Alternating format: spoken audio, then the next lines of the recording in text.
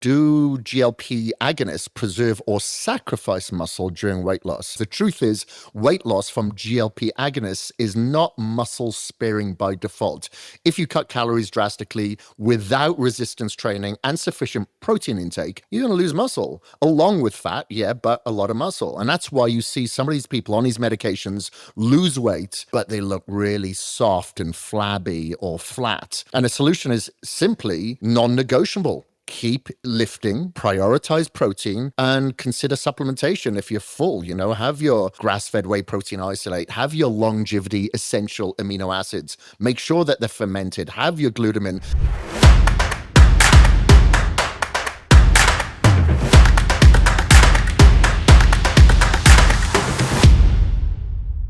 Hello, everybody. Kris Gethin here, and welcome back to another episode of the Kris Gethin Podcast. Now, today we are doing something different because I have been inundated with so many questions as of recent in regards to GLP-1s, GLP-2s, GLP-3s. So I'm going to be answering your most common questions about GLP receptor agonists. So you've got like your semaglutide, your tirzepatide, and your retatrutide. So usually referred to in the research circles as GLP-1s, 2s, and 3s. And these are definitely the most talked about compounds or peptides in health, fitness, longevity right now. And there's a lot of confusion out there. So we're going to cut through some of the noise and get straight into the facts. And as always, remember, this is for educational research purposes only. I'm not your doctor, but if you're considering any medication, always speak to a qualified medical professional. So let's speak about, let's answer your questions. Question one, what are GLP receptor agonists and how do they differ? So a GLP receptor agonist are like compounds that mimic your body's own incretin hormones. These hormones regulate your appetite, your insulin, the rate of digestion, and kind of energy balance. So, you know, most people have heard of Ozempic or semaglutide. That's the classic GLP-1 agonist. It slows down your gastric emptying. It reduces your appetite. It can improve blood sugar control. And then you got tirzepatide or Mounjaro, which is slightly different. It's a dual agonist, meaning it works on your GLP-1, but also your GIP, which is another gut hormone that influences insulin and fat metabolism just a little bit more. And these dual mechanisms make it a slightly more potent option for weight loss in many cases. And then you've got retaglutide, again, in like research world, we refer to it as GLP-3. And it works on GLP-2 and GLP-3 receptors, which are commonly involved in gut barrier function, nutrient absorption, potentially tissue repair. So you've got your GLP, you've got your GIP, and you've got your glucagon. So, you know, although people tend to lump them together as weight loss drugs, they each have a distinctively different effect and applications. And there's a couple of questions I see below here, which will give me the opportunity to go into them a little bit more and which one I kind of prefer. Question two I have here, how do these medications actually cause fat loss?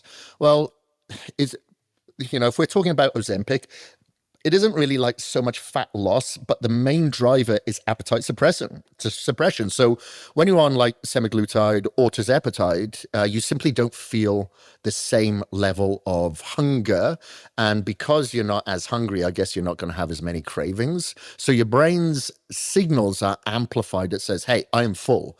And at the same time, your stomach empties more slowly. So you feel fuller for longer. So let's say if you go out for a meal, you're not going to eat all of it because you're going to be full. And you're less likely to go and eat that pudding or that dessert after because of the slow gastric emptying, And then on the metabolic side, especially for more so tirzepatide, these drugs do improve the insulin sensitivity and lower that post-meal glucose spike, which helps reduce fat storage. So fat loss is primarily driven by reduced caloric intake, but with the support of the metabolic environment. But the key to understand is they don't directly burn fat. They just make it easier to eat less while maintaining blood sugar control.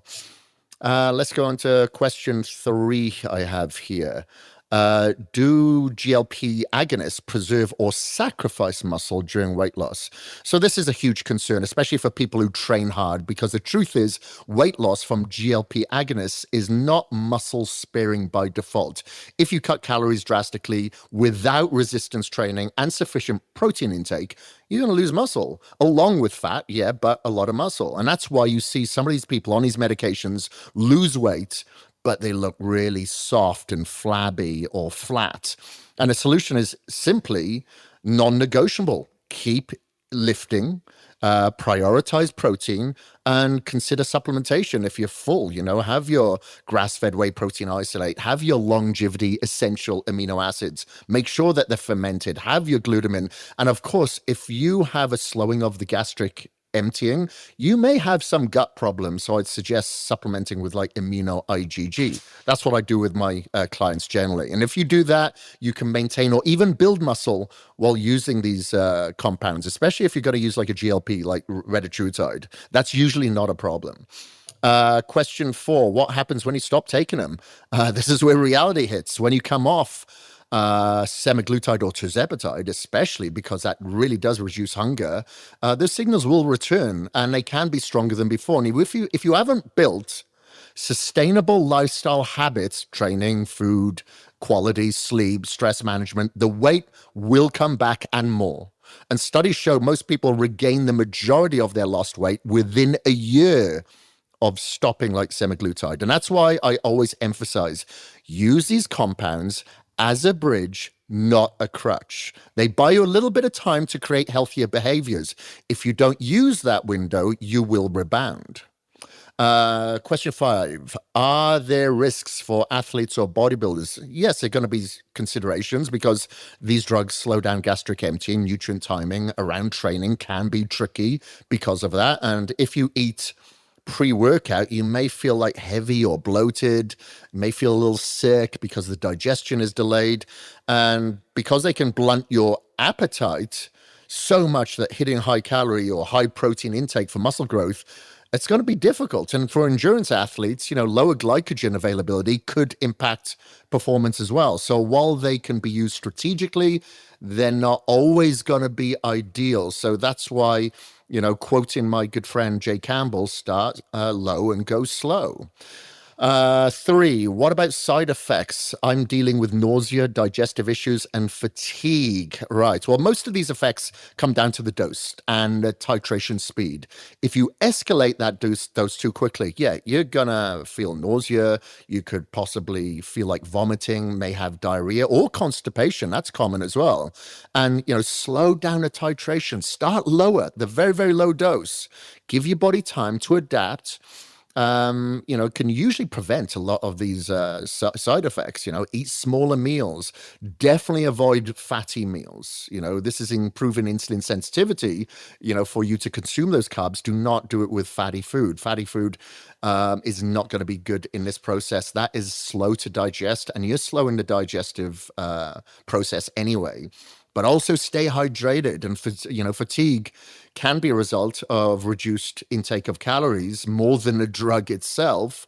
But again, most side effects are manageable with a slower, smarter approach. Lean on supplementation, have your whey protein isolate, make sure that you're looking after the gut bacteria, having a good immuno IgG to help heal that gut lining, if you have any damage there, and make sure that you have your essential amino acids. This is another question here, sorry guys, question 7, could these drugs be used alongside other peptides or hormonal optimization therapies? Yes, so this is where it gets interesting. There are potential synergies. Like, for example, combining like a GLP agonist with peptides like, let's say, MOTC, 5-amino, and then if you really want to amplify fat loss in certain areas, you've got tesamorelin, maybe blended with an ipamorelin. And then, of course, you've got your orals like Sloop, which is your exercise mimemic. So some of these You can use like gut healing peptides, even like BBC 157, along with like these GLP agonists to enhance that intestinal health as well. So if you want to amplify the fat loss results that you are seeking, maybe with a GLP, yeah, you're going to be taking like your tesamorelin. I do like AOD as well. Ipamorelin, you've got your MOTS-C, 5-amino, of course, 2-shred. These can all work in synergy. But however, stacking too much can increase the side effects and complicate the outcome. So I always say, like, pick one or two interventions that target different mechanisms and only stack it if you have a specific reason. Don't just throw the kitchen sink at fat loss. You'll never know what works if you don't start in isolation. Let me see. Where do you think the future of GLP-based therapies are headed? Good question.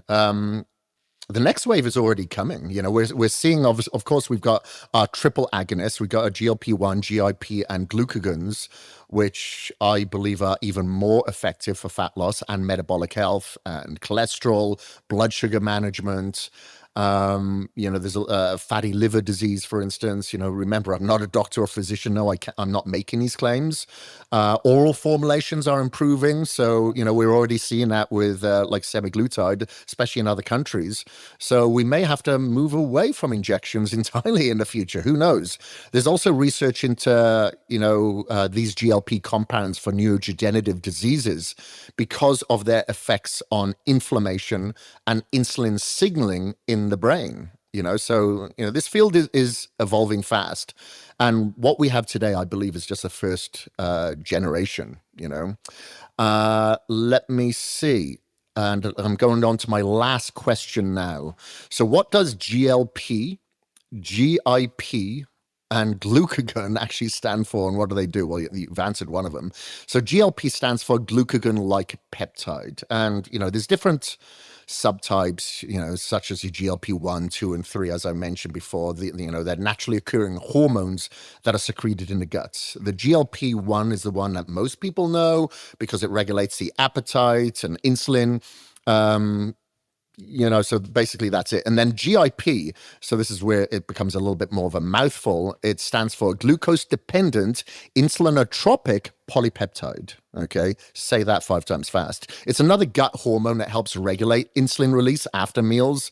So when you combine that with like your GLP, it creates a synergistic effect which enhances both fat loss and glucose control. And then you got glucagon. This is a hormone kind of made by the pancreas that usually does the opposite of insulin. It raises blood sugar by stimulating the liver to release glucose. But it also promotes fat breakdown. And that's why these newer type of agonists, such as your retatrutide, target glucagon along with like GLP and GIP. You get the appetite control, you get better insulin function, you get increased energy expenditure, and, there's potential health benefits that I mentioned earlier. So in short, it lowers the appetite and improves insulin function. And GIP enhances that insulin response, and glucagon increases the fat burning and energy output. So together, they cover multiple angles. And that's why, a lot of my clients that are dealing with some sort of food noise, or, obesity, or, certain conditions, I usually have guide them on the Reta, on the GLP-3. But remember, these are research chemicals, and I'm not a doctor and I'm not a physician.